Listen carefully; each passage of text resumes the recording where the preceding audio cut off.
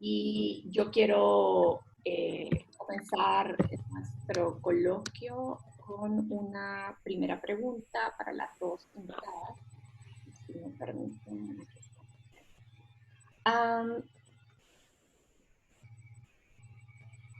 Yo quisiera que cada una, muy brevemente, empezáramos como de manera introductoria a plantear qué es la violencia de género específica hacia las mujeres, ¿no? Y también en qué estructuras está fundamentada esta violencia.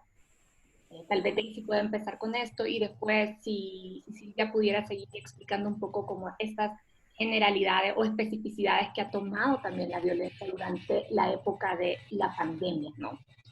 Y, y bueno, y luego seguimos, yo voy a plantear una tercera intervención que ya va a ser más específica sobre el tema y pues empezamos. Gracias. Daisy, si quieres empiezas tú.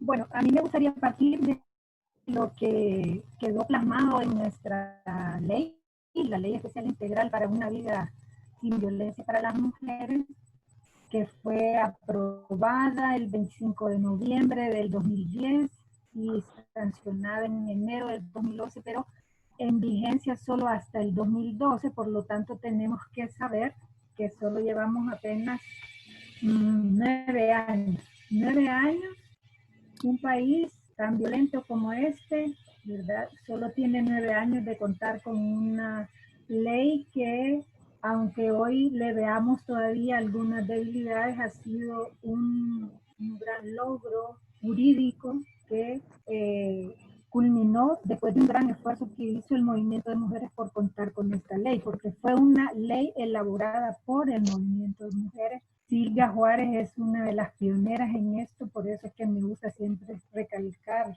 esta situación. No fue una ley que nació en la Asamblea Legislativa, sino aprobada ahí a partir de años y años de presionar para que esto se convirtiera en una ley de la República.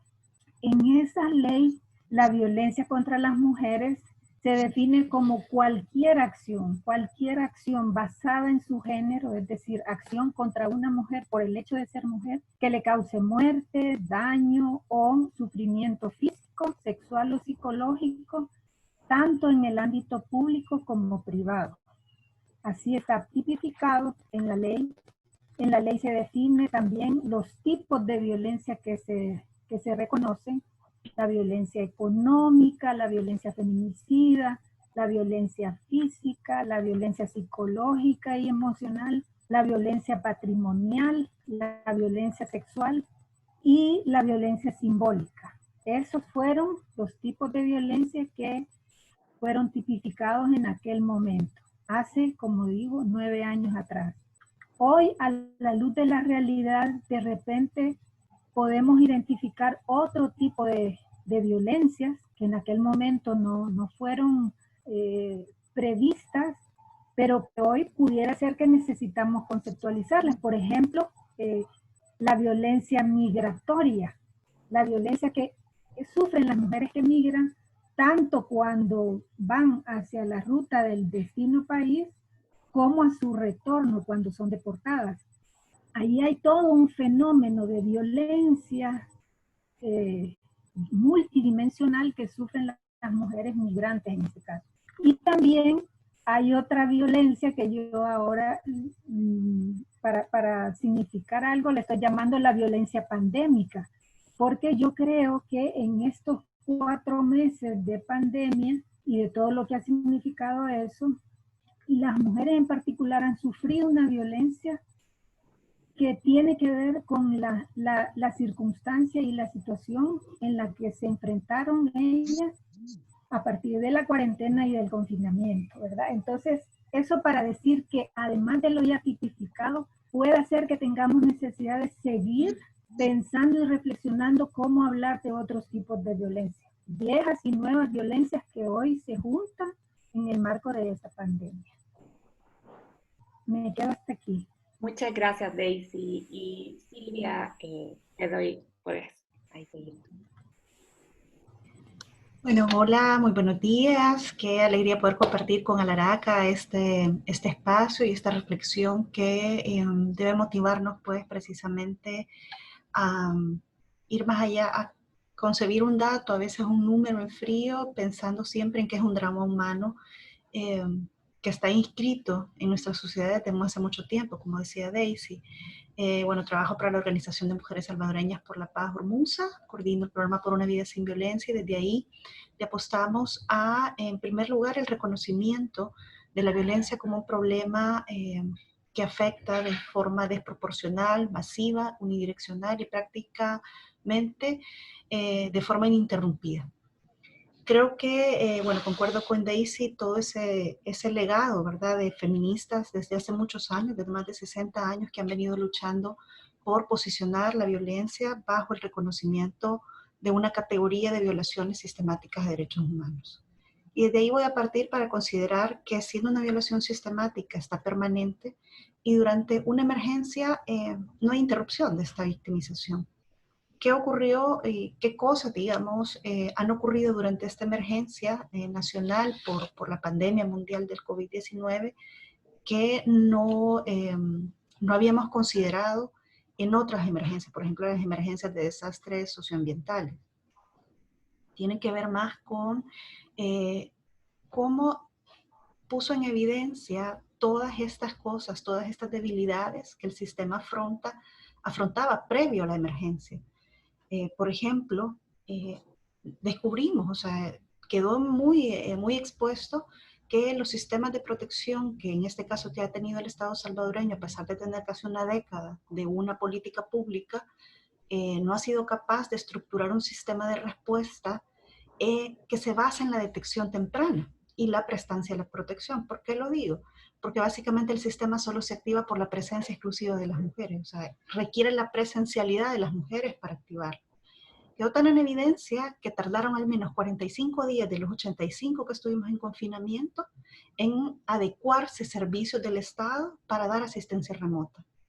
Por ejemplo, se activaron números de teléfono, pero eran números de teléfonos que te daban indicaciones, orientaciones de a dónde ir, ¿verdad? De si esperarte o no, pero no te podían brindar protección, no te podían recibir una denuncia vía telefónica o vía WhatsApp, no te podían resolver una situación emergente de auxilio práctico.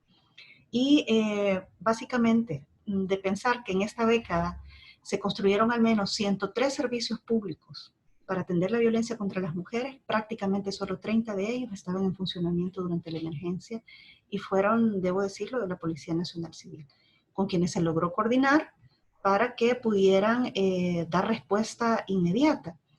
Sin embargo, sabemos que la fuerza pública fue utilizada también para otros fines, como por ejemplo la vigilancia de la prohibición de movilidad de las personas. También, ¿verdad? No tienen equipo de protección personal, lo que cual enviar a una víctima con abordaje de policía sabiendo estas condiciones también es un riesgo. Por otro lado, ¿qué pasaba con las mujeres? O sea, ¿qué pasa con las mujeres durante un confinamiento? Se manejó mucho ciertos mitos, ¿verdad? Y veíamos como muy repetitivamente en los medios esta afirmación de que el confinamiento era el que provocaba mayores niveles de violencia contra las mujeres. Y hay que tener claro algo. El confinamiento por sí solo no provoca una victimización, ¿verdad? Es decir, si eso fuera así, todas las personas que estamos en este chat la hubiéramos enfrentado o la hubiéramos ejercido, porque todas estábamos en confinamiento, ¿cierto? Sino más bien es que las relaciones de poder que subyacen, ¿verdad? La mayor exposición de mujeres a agresores o a hombres violentos era lo que precisamente hizo aumentar, ¿verdad? En datos como 28 feminicidios durante la cuarentena. También, ¿verdad? Un elemento es que las víctimas buscan los servicios precisamente cuando son capaces de tener mecanismos de protección. Por ejemplo, cuando el agresor no está en casa. ¿Por qué los días lunes suelen ser los días en que se disparan las denuncias? Porque aunque los hechos hayan ocurrido en el periodo de mayor convivencia con el agresor, es el día lunes en que el agresor se va a trabajar y es donde las mujeres pueden ir a denunciar. Este factor estaba eliminado en la cuarentena, porque el agresor estaba siempre ahí. Tampoco los servicios permitían hacer, por ejemplo, te decía, denuncias por WhatsApp, por mensaje, sino que si querías llamar tenías que oírte en una casa, a ver, que pueda ser pequeña, en la que todo se oye. Entonces, no había posibilidad. También se interrumpió el transporte público, ¿verdad? Y también no había información sobre los servicios. O sea, las mujeres llamaban, por ejemplo, a servicios como los del Centro de Atención Legal de Hermosa preguntando, ¿y están abiertos y están funcionando?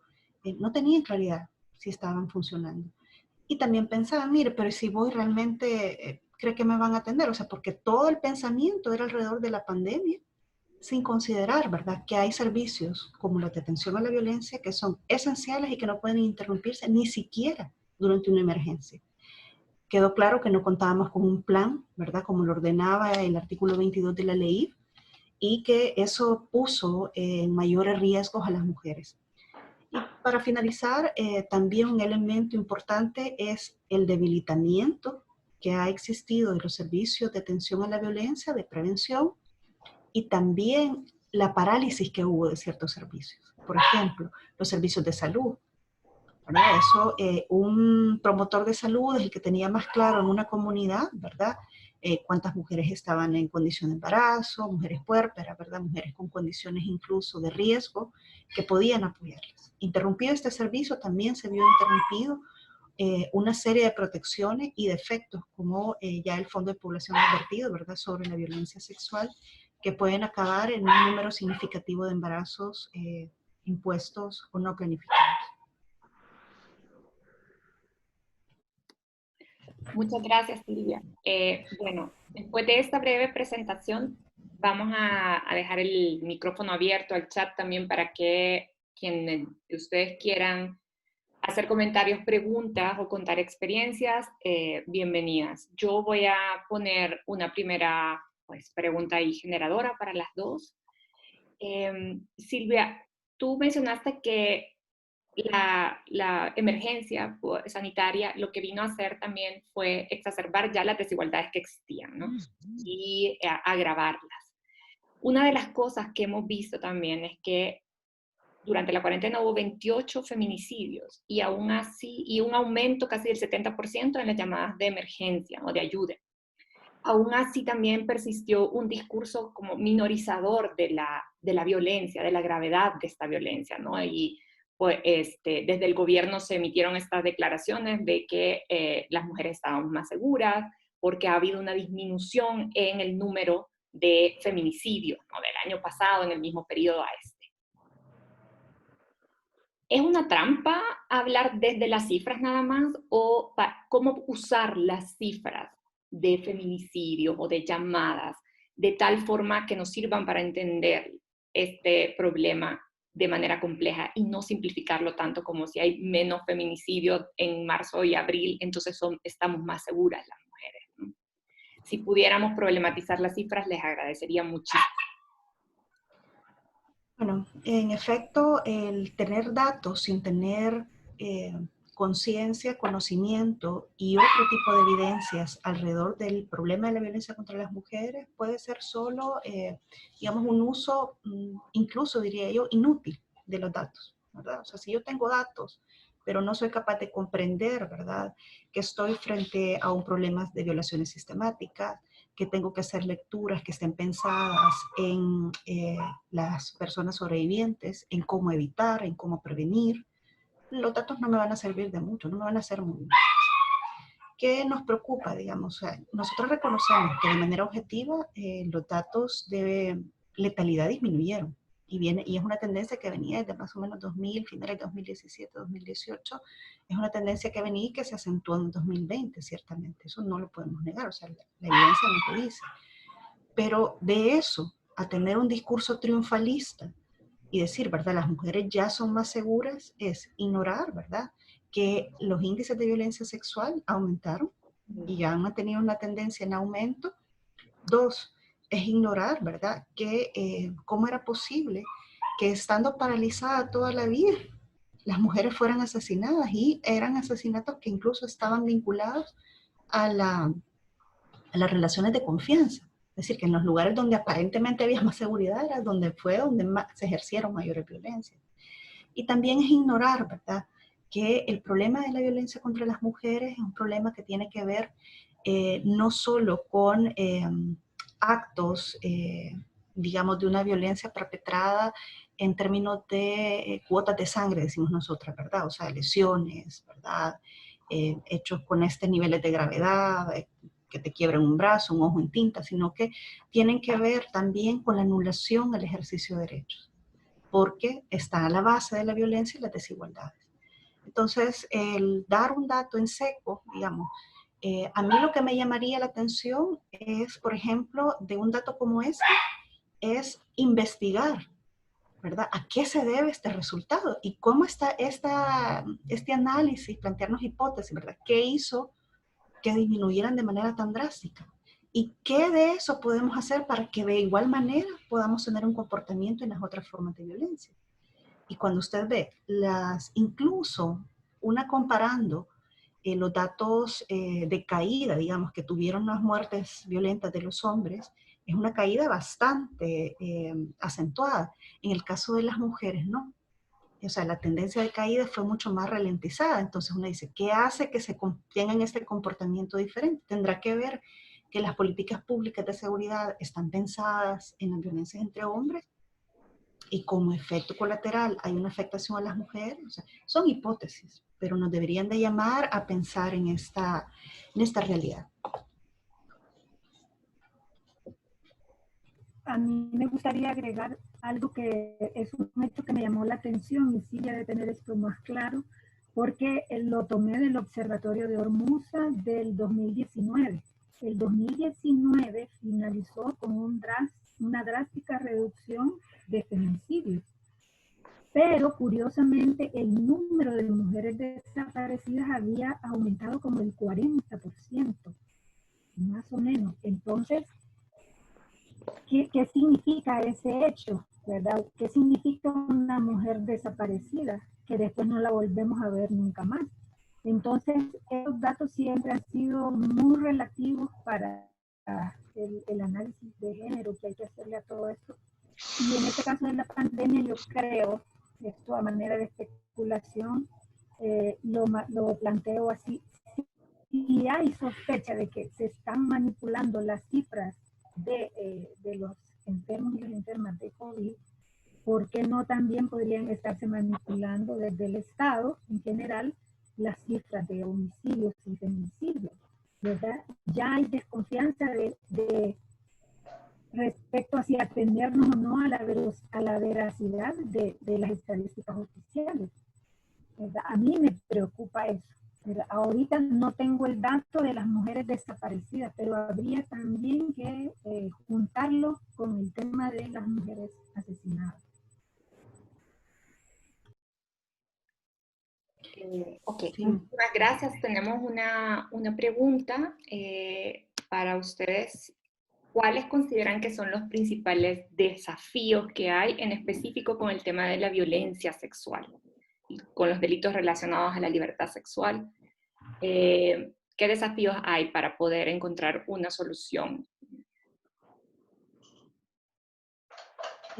Bueno, quizá, Hormuza ha venido impulsando, digamos, una serie de campañas alrededor de ese tema, pero también punteando que para trabajar el efecto de esta victimización, o sea, es decir, ¿cómo hacemos cambiar esa mentalidad que coloca a las mujeres como cuerpos, como dice la autora, cuerpos precarios, que son capaces de enfrentar la violencia de una manera que nunca la ejecutan? Es decir, las mujeres no violan tanto como son violadas, no acosan tanto como son acosadas, etc.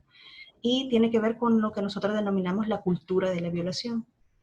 En la cultura de la violación hay toda una serie de planteamientos que promueven casi como una prerrogativa masculina el uso, abuso, la dominación del cuerpo de las mujeres. Y hay alrededor de ella toda una serie de elementos que favorecen la cultura o de los que se auxilia la cultura. Entre esos tiene que ver, por ejemplo, la hipersexualización de las niñas, ¿verdad? O sea, como sociedad, pues uno dice, bueno, son elementos teóricos, dice que podemos analizar de la antropología, pero cuando una ve cómo un dato en un municipio tiene tan altos, digamos, tan elevados datos de victimización contra niñas, de inscripciones de niños con madres de 14 años, pero que además es un municipio que lleva a cabo todos los años el concurso de Mis Chiquititas, por ejemplo. Entonces, una no advierte la relación que hay entre un hecho y el otro. Y es eso lo que queremos develar.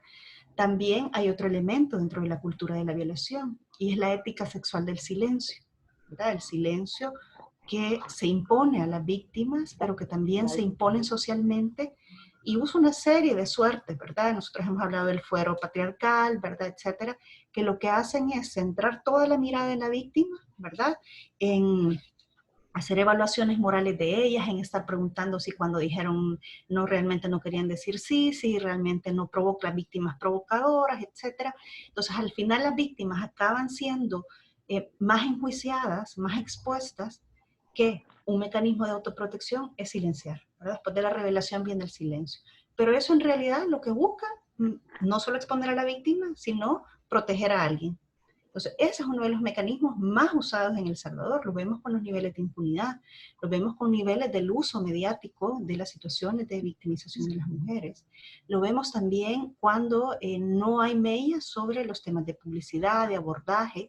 El mismo abordaje de la sexualidad en El Salvador sigue siendo un problema en el que no se centra desde la salud pública, desde la educación, ¿verdad? Desde el más alto estándar de conocimiento, de evidencia científica, libre de mitos y prejuicios.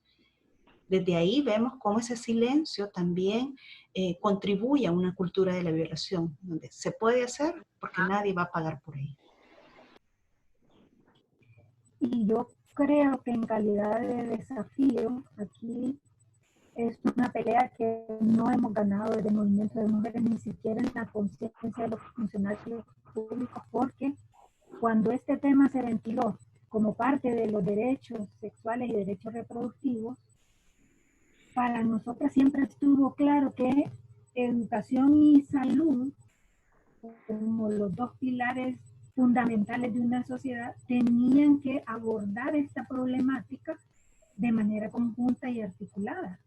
Pero hasta hoy no ha sido posible un entendimiento claro entre esos dos ministerios que tienen que pensárselas juntas, porque cuando lo que tenés es una niña de 14, 13 años embarazada, es un problema para el Ministerio de Salud. El Ministerio de Salud no da abasto a atender tanto parto en niñas y en adolescentes que se convierten en partos de alto riesgo.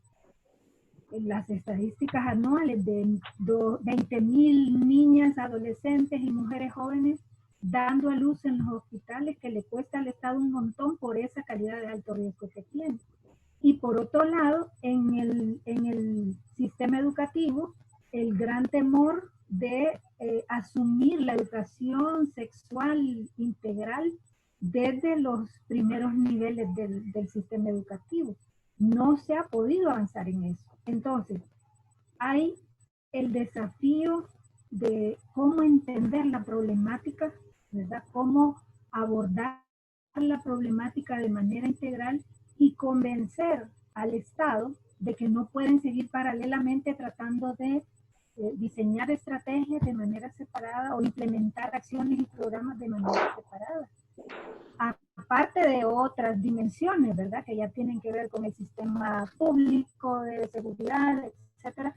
Pero un desafío para mí importante es, en el año 2000, yo recuerdo, Silvia, no sé si tú te acuerdas de aquel, un seminario que hubo de altos estudios estratégicos, se llamaba, donde juntaron a los ministerios de seguridad pública, de salud y educación de toda Centroamérica. Este fue un esfuerzo del Fondo de Población para tratar de que juntarlos presencialmente pudiera servir para que se discutiera esto y se entendiera la integralidad que necesita el abordaje de la problemática. Y no pasó a más, ¿verdad? Después de ese gran evento importantísimo que tuvimos, ya no se volvió a tocar la temática. Entonces, ese sí me parece un desafío que habría que seguir insistiendo también, ¿verdad? El abordaje no puede ser paralelo entre los sectores. Tiene que tener una estrategia conjunta como Estado. También es importante En la ver como expóneme. la integralidad de las acciones. Fíjense que, si se recuerdan, en el 2017 hubo una reforma se llama sobre la prohibición del matrimonio con personas menores de 18 años. Tuvimos toda una serie de reparos como organizaciones a esa medida, porque era una medida para nosotros más con el afán de controlar el cuerpo de las niñas que otras cosas. Pero nosotros, a partir de esa prohibición, por ejemplo, también esperábamos que hubiera una respuesta desde el Ministerio de Educación con campañas hacia los jóvenes, hacia los adolescentes, ¿verdad? Diciéndoles desde niños, ¿verdad? Al cuerpo de las niñas se respeta, el cuerpo de las niñas no se toca, se protege, ¿verdad? No se acosa. Y sin embargo, hasta ahora no hemos visto nada de eso. Entonces una dice, podés tener avances de política pública en términos de reformas, incluso de endurecimiento de penas a nivel de tipos penales, pero por otro lado la cultura, o sea, lo que va a hacer ese delito solo es gastar recursos en perseguir a los agresores, pero siempre van a seguir habiendo víctimas. Y la apuesta siempre tiene que ser a evitar la victimización. Exacto. Yo quiero retomar eso también, porque tú mencionabas, Silvia, que uno de los problemas de esta como cultura, ¿no?, de violencia hacia las mujeres que hay es precisamente la exposición o la mediatización de casos. Y que ahora, pues, después de movimientos como el Me Too, que han sido tan importantes, ¿no?, y que han estado sobre todo basados en la exposición pública de demandas, pues suele hacerse así, ¿no? Y creo que tiene que ver también con lo que estaba diciendo Daisy, de esta como fragmentación a veces que hay en el Estado y que no logran coordinar la atención a los casos.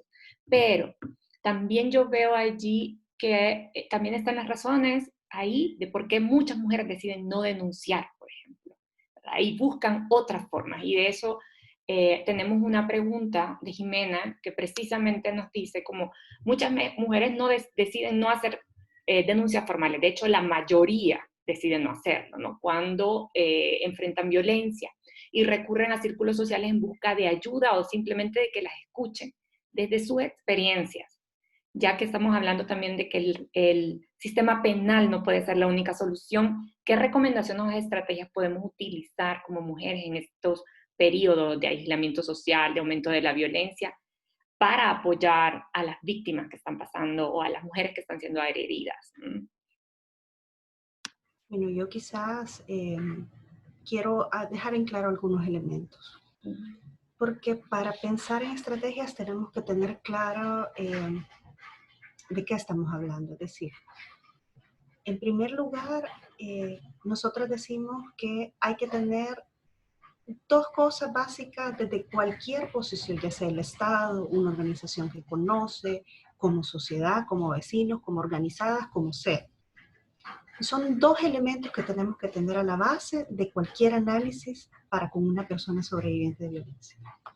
Y la primera es reconocerle el estatus de sobreviviente, ¿verdad? Eso significa primero reconocerle el valor que ha tenido, ¿verdad?, para romper ese silencio, la fuerza que ha tenido para sobrevivir a una victimización de la que no fuimos capaces de evitar, ¿verdad? Y la segunda es ser tratada con dignidad y respeto. Desde ahí, nosotras pensaríamos en, primero, que el ser tratada con dignidad y respeto implica en todo momento y tantas cosas.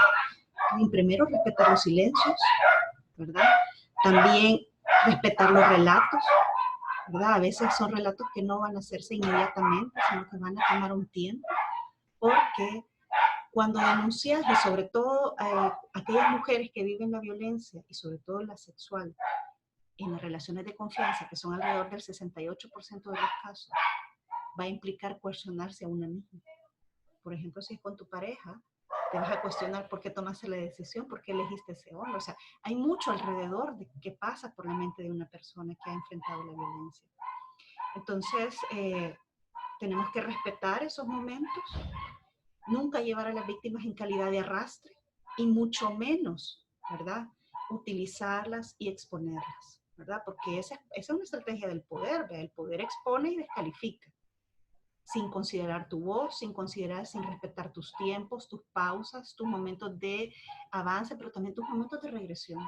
Porque estás ante un drama humano, no es algo automático, no es igual en todas las historias de vida. No podemos hacer evaluaciones morales de las víctimas, ni mucho menos una selección de quién merece ser víctima y quién no. ¿Verdad? Y esto es importante porque hemos oído, sobre todo estos días, ¿verdad?, una suerte de acusaciones, por ejemplo, contra el movimiento feminista, ¿verdad?, sobre con cuáles casos. Y a ver, las feministas hemos denunciado casos en el poder público, en las iglesias, en los medios, en el deporte, en la farándula, en las organizaciones, en la academia, en los cuerpos uniformados, o sea, no hemos tenido. ¿Quién no puede seleccionar? El Estado tiene la obligación, bajo sus propias normas, sus compromisos internacionales y sus recursos, de no seleccionar a las víctimas, sino que tiene que atender toda suerte de victimizaciones, todas. Ninguna merece más que otra. Entonces, si tenemos claro ese contexto, ¿cuáles van a ser las pautas para con las sobrevivientes? Bueno, en primer lugar, reconocerla, escucharla, trabajar con ella y acompañarla en todo momento. Jamás culpabilizar. Y también pienso que es importante para las sobrevivientes siempre dar esperanza, ¿verdad? Cuando hablamos también, ponemos a las víctimas como seres totalmente expropiados de fuerza, ya con la vida acabada, ¿verdad? Ya que, pues sí, ya proyectos de vida truncados. Pues sí, yo también si fuera víctima y me veo reflejada en esas miradas, a ver, ¿verdad? Probablemente empiece también a alejarme del reconocimiento de mi propia victimización. Entonces, es importante también dar esperanza y saber que una vida importa para continuar y para luchar. No importa, incluso si quiero o no denunciar. De hecho, la denuncia es un derecho. El Estado no me puede obligar. Es un derecho, es una potestad. Incluso me da un tiempo, me da hasta 10 años para que yo pueda romper ese silencio. Entonces, nadie me puede juzgar por no haberlo hecho en el tiempo que el Estado quería que yo lo hiciera, por ejemplo. Y yo en ese sentido pienso que se vuelve un desafío para las organizaciones del movimiento de mujeres feministas en nuestro país, poder instalar, ofrecer y garantizar un servicio de atención a las mujeres que les sea de tanta calidez y de tanta calidad que recobren en ellas su propia fortaleza para enfrentar al propio Estado, porque el problema aquí es que cuando las mujeres acuden a los mecanismos y a las instancias del Estado, sufren la revictimización. Entonces, muchas veces eso es lo que inhibe la posibilidad de la denuncia. Por lo tanto, yo creo que hoy la pandemia como que ha permitido mayor creatividad en ese sentido. Yo he visto varios anuncios relacionados con teléfonos de atención psicológica y ya sabemos que mucha de la demanda de atención psicológica tiene a la base la violencia que sufren las víctimas. Entonces, ahí es donde pensaría yo que el movimiento feminista tiene que desatar toda su creatividad para poder ser verdaderas acompañantes de la víctima de violencia, ¿verdad? Estuve leyendo por ahí de que la red FEM había creado una aplicación, ¿verdad? Necesitamos divulgar más todo eso, que se conozca eso a todo nivel para que las mujeres usen todos esos mecanismos. Porque por la propia experiencia, las mujeres tienen mucho miedo de acudir al Estado. La pandemia develó esa gran debilidad y simplemente la violencia contra las mujeres quedó subordinada a la emergencia, ¿verdad? Entonces, yo pienso que sí hay una forma de hacer visible de una manera profesional, amigable, compasiva, de lo que está pasando en torno a la violencia contra las mujeres, pero salvaguardar la integridad y el bienestar también de las mujeres. Qué bueno que traes a colación lo de la app, porque una de las preguntas, Senia Ortiz está precisamente preguntando cómo ha funcionado, Silvia, la app, si tienes alguna información de si esta herramienta tecnológica ha tenido un impacto? Bueno, la APFEM en realidad, bueno, ya nació en el 2014-2015, se acaba de actualizar y nació bajo precisamente el planteamiento que hace Daisy, ¿verdad? ¿Qué niveles de confianza tenían las mujeres en las instituciones? Pero que también qué niveles de acceso a la información tenían, sobre todo la población joven, las mujeres jóvenes, porque veíamos como cierto paradigma de víctima en todas las campañas, incluso en las mismas campañas del movimiento. Era una mujer adulta, era una mujer urbana, ¿verdad? Era una mujer con hijos, y no se pensaba en las jóvenes, siendo las jóvenes las que nos estaban dando la evidencia que tenían mayores índices de victimización. ¿Qué información hacemos llegar a las jóvenes y por qué medios, verdad? Entonces, una app fue para nosotros esa posibilidad de llegarles a las mujeres jóvenes y a hacer detecciones tempranas. Por hoy la app tiene, bueno, más de 250 descargas. Eh, Está posicionándose como dentro del ranking a nivel de la región como de las 10 mejores aplicaciones para mujeres. Y esperamos, ¿verdad?, empezar también toda una campaña de promoción que nos permita instalarla, ¿verdad?, en las jóvenes, sobre todo en las mujeres jóvenes. ¿Qué fue también parte de nuestro diagnóstico? La red FEM, compuesta por las Dinas, las Nelias y Hormuza, hizo un diagnóstico con mujeres sobrevivientes y lo que ellas planteaban, saben, es bien interesante porque ellas hablaban de que, claro, primero reconocemos que el tema de la denuncia es una necesidad del Estado, no necesariamente de las víctimas. Para las víctimas es hablar, es romper, es sentirse protegidas. Pero lo que revelaban en este diagnóstico era que ellas necesitaban espacios de escucha y sentirse acompañadas. Es decir, hay momentos en los que he flaqueado y en los que quisiera a las 3 de la mañana poder escribirle a alguien y que alguien me dijera, por favor, no hagas esto, o, ¿verdad?, no estás sola.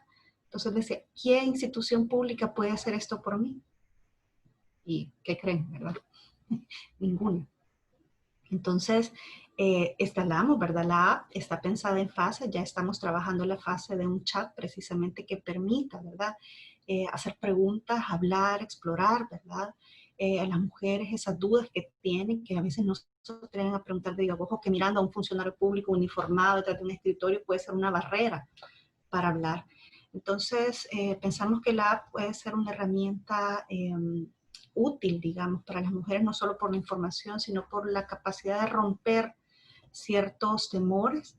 También cuenta con una encuesta anónima, ¿verdad?, en la que se evalúan todos los servicios públicos, cómo te trataron, cuáles eran las condiciones, si realmente te sentís satisfecha. Y es una información que se va a manejar en un informe y que se va a ser entregado a las autoridades, por supuesto, con total confidencialidad. De hecho, la encuesta no registra nombres ni otros datos. Así que nos parece que es una forma en la que podemos también, ¿verdad?, continuar recuperando la experiencia y el relato de las mujeres frente a la violencia. Muchas gracias, Silvia. Y creo que vamos a recomendarla en Alaraca también para que, ya la recomendamos una vez, vamos a volver a hacerlo. Hay una pregunta más relacionada a los medios de comunicación. Y yo creo que esta es importante también por el contexto ahorita en El Salvador, ¿no? Y los acontecimientos de los últimos días, en los que además se ha dado, que estamos además en una crisis política, ¿no? En la que el presidente de la República tiene como una batalla campal ahí con los medios de comunicación. En el papel de la prensa, el papel de la prensa que tiene sobre la denuncia o al cantar las historias, todas sabemos que es muy clave, ¿no? Entonces, ¿qué buenas prácticas recomiendan ustedes a los medios en el trato de las historias? ¿Y qué responsabilidades tienen los medios al promover la denuncia de los delitos en contra de las mujeres? No sé quién quiere empezar. Bueno, este es un tema, a mí me parece cada vez más complejo, porque cuando hablamos de medios de comunicación, ahora hay que incluir ahí a esas redes sociales que no tienen ningún límite, ni ético, ni legal, ni nada, ¿verdad? Entonces, hay una especie confusión ahora entre lo que son medios de comunicación, las redes sociales, a qué debo atenerme, a dónde está la veracidad o la falsedad de las noticias, es muy complejo. Entonces esto de verdad se convierte en un gran obstáculo para la posibilidad de demandarle una ética a los medios de comunicación que permitan un abordaje adecuado y justo para las mujeres, ¿verdad? Es bien complicado, pero en general yo pensaría que se trata de que los medios tengan un conocimiento bastante científico de los problemas que atañen a las mujeres, el problema de los derechos humanos de las mujeres de manera específica, para que no caigan en el panorama este de la desinformación y de la revictimización que muchas veces pesa sobre las mujeres desde los medios de comunicación. Hoy el asunto no está grabado porque esas redes sociales son utilizadas para gobernar y para hacer política. Entonces, cuando en esas agendas públicas caen los problemas relacionados con la violencia contra las mujeres, se vuelven motivo de manipulación, de descalificación, que al final no abonan en nada a ir avanzando de manera adecuada en la problemática.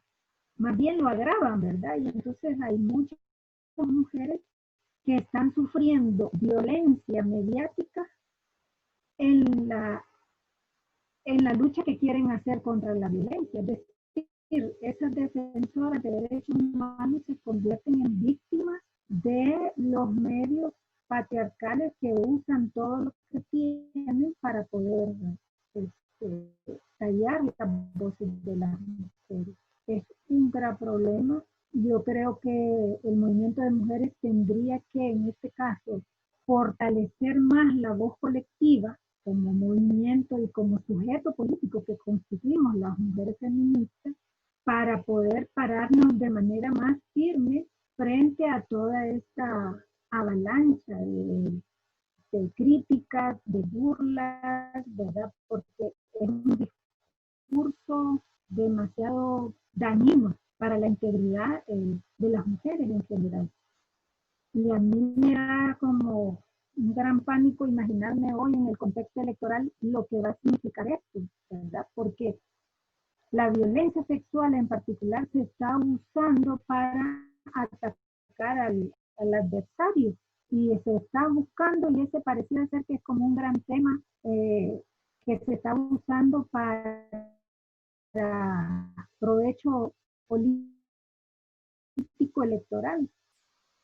Entonces, quizás el movimiento de mujeres tendríamos que no de una u otra organización, sino del movimiento feminista y de mujeres en general, y elevar una voz mucho más firme y más contundente frente a este problema, ¿verdad? Así como tuvimos a un procurador que se indignó por el uso de la figura de un niño por el propio presidente de la República, y que fue una respuesta inmediata y muy contundente. De la misma manera, exigirle a esas instancias del Estado que no dejen pasar este otro tipo de cosas, ¿verdad? La violencia contra las mujeres es un problema de toda la sociedad.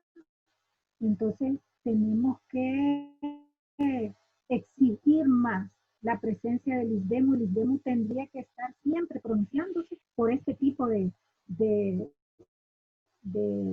criminalizaciones que hacemos de la lucha feminista y de la lucha de las mujeres. Entonces, yo pensaría que es un desafío, pero que hay que entrarle de manera muy creativa, ¿verdad? Y con una posición política muy clara para exigirle a todas las instancias del Estado que no permitan esto, y también negociar con los medios de comunicación, dialogar con ellos, interpelarlos para que no se presten a este elemento más que abona a agravar más la violencia contra las mujeres.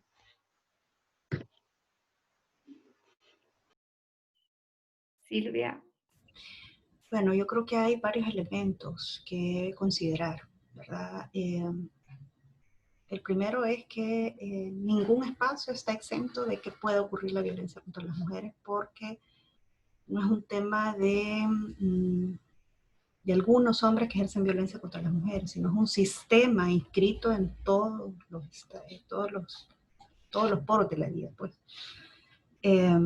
Lo segundo es que, como decía, ¿verdad? Volviendo a los dos parámetros sobre las víctimas, el reconocimiento de estatus de víctima sobreviviente y el ser tratada con dignidad y respeto. Cuando estamos frente a un hecho de victimización, el abordaje ético de la noticia implica, en primer lugar, centrar, ¿verdad?, la noticia en el hecho, y en todo caso, yo siempre les digo, si buscan la noticia, busquen al agresor, ¿verdad? Búsquenle quién era, qué hacía, cuál vida tenía, ¿verdad? Todo eso, ¿verdad? Pero no centrarnos en la víctima.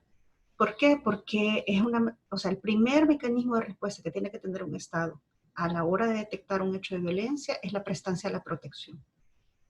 ¿Qué ocurre cuando yo salgo y digo, bueno, aquí hay una víctima, ¿verdad?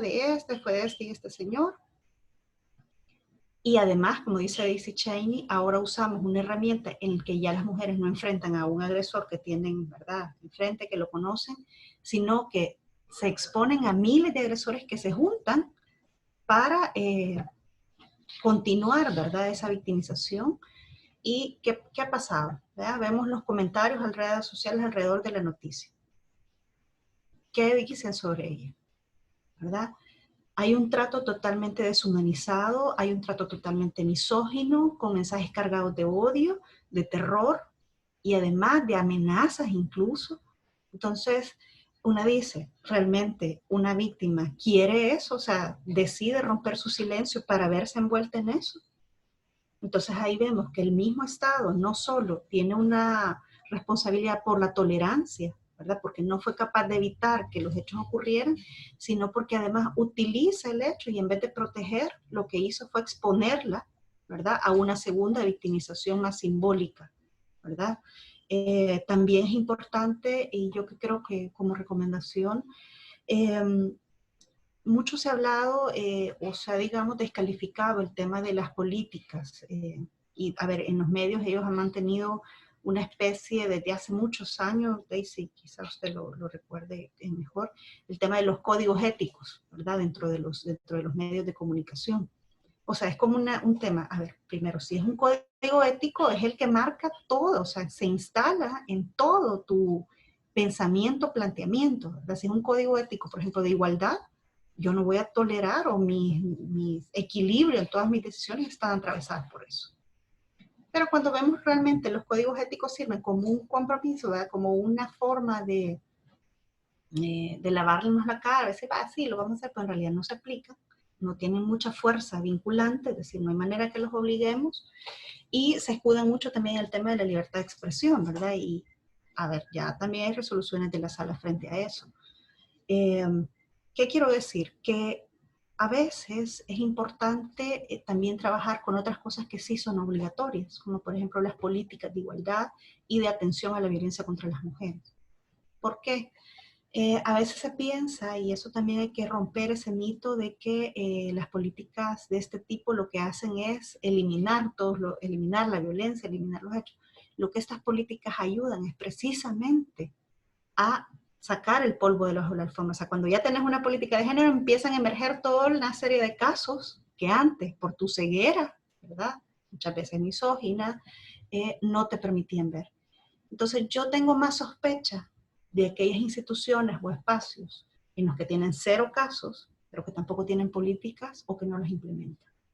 Entonces me parece que las políticas son una oportunidad para que las instituciones se permitan empezar a mapear, empezar a hacer emerger todo este silenciamiento que hay y que se empiecen a evitar nuevas victimizaciones.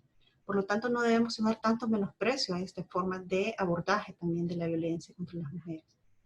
Y los mecanismos sancionatorios, penales, o sea, los avisos, ¿verdad?, que son de ley, ahí sí que no se pueden eludir, pero también la prestancia de la protección de las víctimas. Cuando tenemos una víctima enfrente que hemos detectado, le escuchamos para saber sus necesidades y nos permitimos también acompañarla y protegerla ante todo, porque es el elemento más importante y es la única que de todo ese escenario no eligió ser víctima. Muchas gracias, Silvia, y creo que es muy importante lo que estás diciendo precisamente también para pensar en alternativas, o más que alternativas, para ver qué instrumentos son con los que contamos, ¿no? Y no solo con el proceso penal, que es lo que casi siempre, o lo primero que se nos ocurre, ¿no? Cuando hablamos de este tipo de casos. Hay una pregunta que me interesa muchísimo plantearla, y es algo de lo que casi no se habla o está invisible, ¿no? Y es los casos de mujeres con discapacidades. Janet está preguntando, en el caso de las mujeres con discapacidades es diferente, ya que no solo se les toma las declaraciones porque siempre se les pone de motivo el hecho de tener una discapacidad y en otras ocasiones ni siquiera se dan cuenta debido a que la discapacidad es severa y no pueden transmitir que se necesita apoyo. Si han trabajado ustedes con personas con discapacidad, con mujeres con discapacidad, ¿qué estrategias se usan con estas mujeres? ¿Cómo ser solidarias con ellas también ante estas situaciones a veces tan extremas? No, quizá uno de los desafíos que tenemos es precisamente el reconocer la diversidad de las mujeres, ¿verdad? Las mujeres son diversas y igual tenemos retos en acompañar, escuchar, ¿verdad? A mujeres que enfrentan una discapacidad, como por ejemplo a las niñas, a las adultas mayores. Pero en el caso de las mujeres con discapacidad, por ejemplo, la app incluye algunas secciones con la versión audible, ¿verdad? Para mujeres ciegas y también los videos que fueron apoyados por la Unidad Técnica del Sector de Justicia y otras instituciones con lenguaje de señas salvadoreño, ¿verdad? Para mujeres sordas. Hemos acompañado en esta experiencia y como bien dice, ¿verdad, Janet? En efecto, hay toda una serie, o sea, a los obstáculos que normalmente enfrentan las mujeres se suman otros de mayor crisis que impiden a las mujeres acceder a la justicia y verse protegidas. Por ejemplo, vemos cómo no hay, por ejemplo, una cartera de personas traductoras e intérpretes de LESA, de lenguaje de señas salvadoreña. No hay formularios en braille, ¿verdad? Para también los niveles, o sea, que arrastramos cosas más estructurales, como cuánta población alfabetizada en braille hay, cuánta población con discapacidad alfabetizada en LESA hay. Entonces, ¿qué pasa? Las victimizaciones suelen ser en el espacio privado, en el ámbito de la confianza, justo precisamente con las personas que viven y que son las únicas con las que te puedes dar a entender. Entonces, ¿cómo romper eso?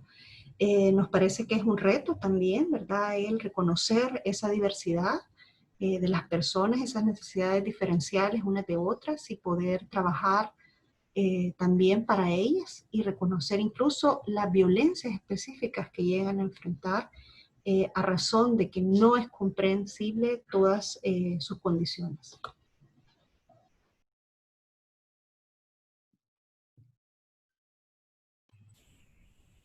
Bueno, yo les comento una cosa. Ahí en la Universidad Luterana Salvadoreña, donde yo trabajo, tenemos una política de género y una política de cero discriminación y estigma. Y en el marco de esta segunda política está el tema de las discapacidades. Entonces hay toda una política relacionada a atender, en la medida de lo posible, discapacidades o dar servicios de tal manera que no se conviertan en obstáculos para estudiar en la universidad. Entonces, ha obligado, por ejemplo, a construir pasillos para las personas con problemas de movilidad o diseñar clases de tal manera que las personas ciegas también puedan hacer normalmente su carrera universitaria.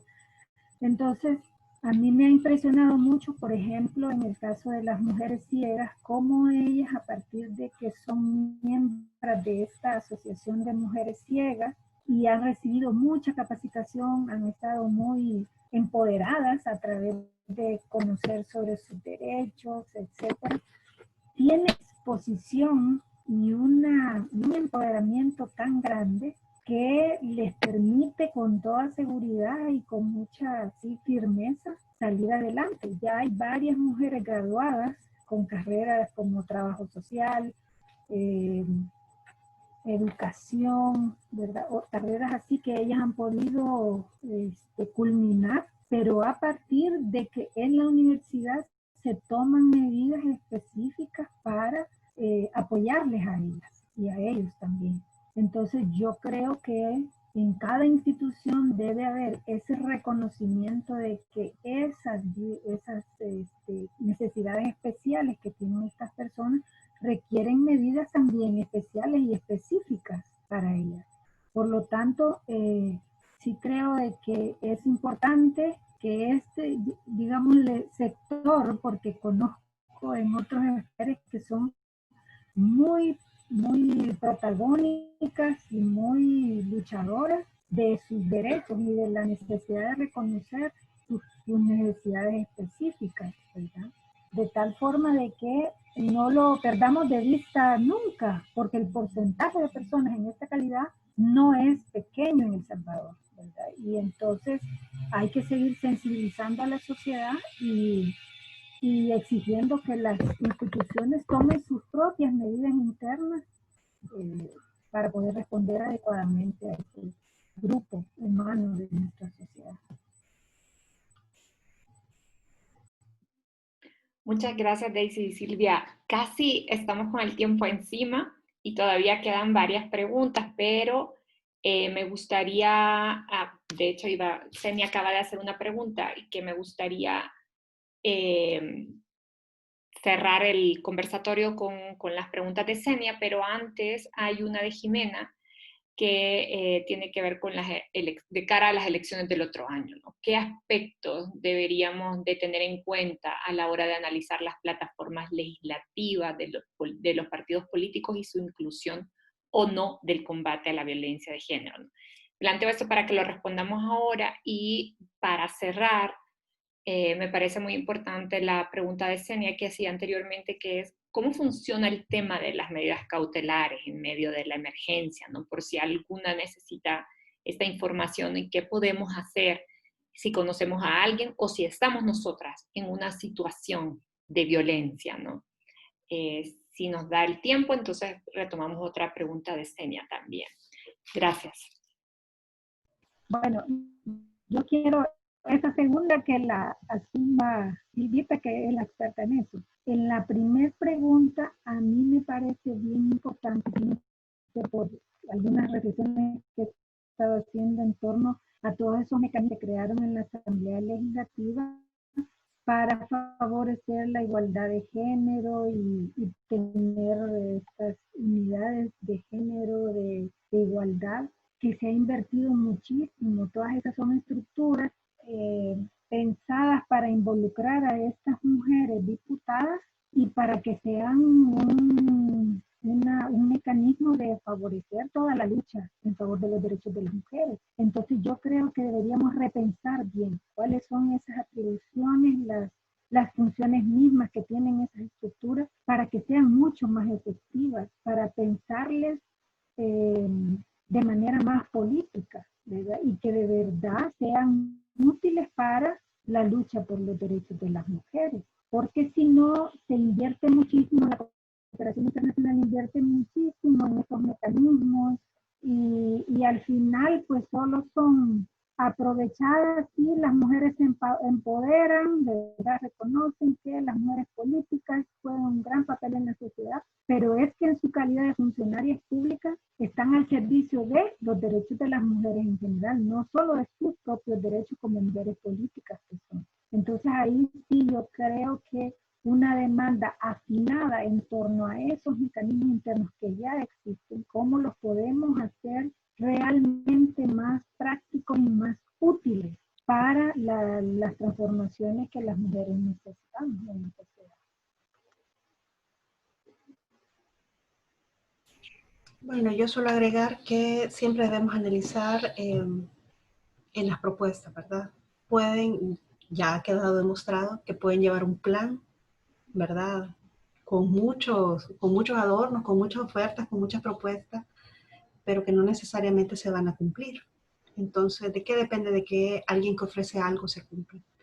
Y yo le pediría a la ciudadanía, como un acto de democracia, es el analizar si en las estructuras partidarias realmente la igualdad por motivos de sexo es un elemento ético que se va a valorar en todas las decisiones que esas personas toman.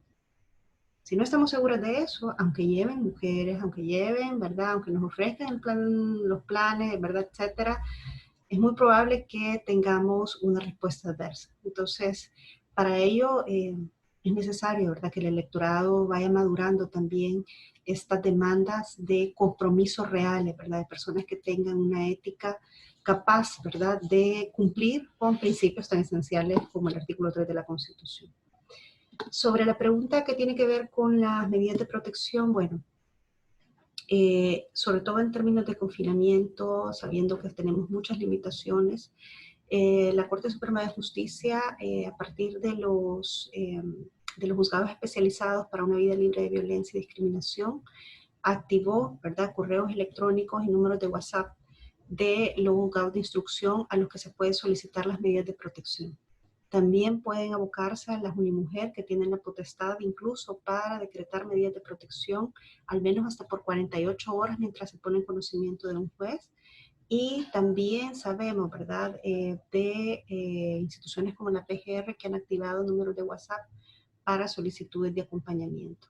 Entonces sabemos que a veces son recursos muy limitados, pero que están a disposición y que pueden, o sea, que tienen una asistencia remota en este sentido. Son los menos, pero pretendemos que si hay una necesidad de auxilio se debe hacer. Ormuza tiene un centro de atención legal que activó para asistencia remota y es el 7755-1004. Lo que nosotros hacemos es coordinar con las instituciones, incluso hemos logrado que la policía vaya a tomar denuncias de manera domiciliar, que favorezca el transporte de las víctimas, etc. Y por supuesto el tema de las medidas de protección. Es un tema también que todavía tenemos que trabajar mucho, ¿verdad? ¿Cuál es el seguimiento que tienen las medidas? Que es un reto también. Muchísimas gracias, Silvia. Muchísimas gracias, Daisy.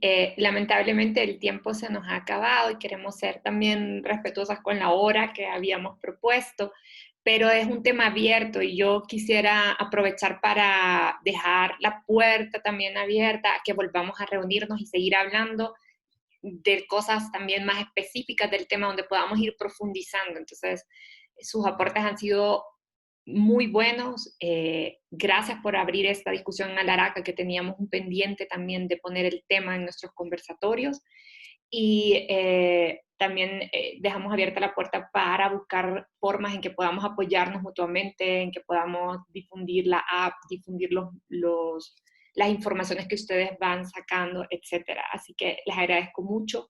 Le agradezco a todas las que participaron, las que estuvieron con nosotros y por sus preguntas. Vamos a enviarles al mismo correo la publicación del video del coloquio, además de una relatoría y la transcripción para que ustedes puedan tenerlo allí y compartirlo también con otras personas. Y bueno, espero que tengan un fin de semana bueno, descansen, cuídense y muchísimas gracias. Hasta luego. Gracias a ustedes. Cuídense mucho. Adiós. Adiós. Hasta luego. Muchas gracias. Adiós, gracias.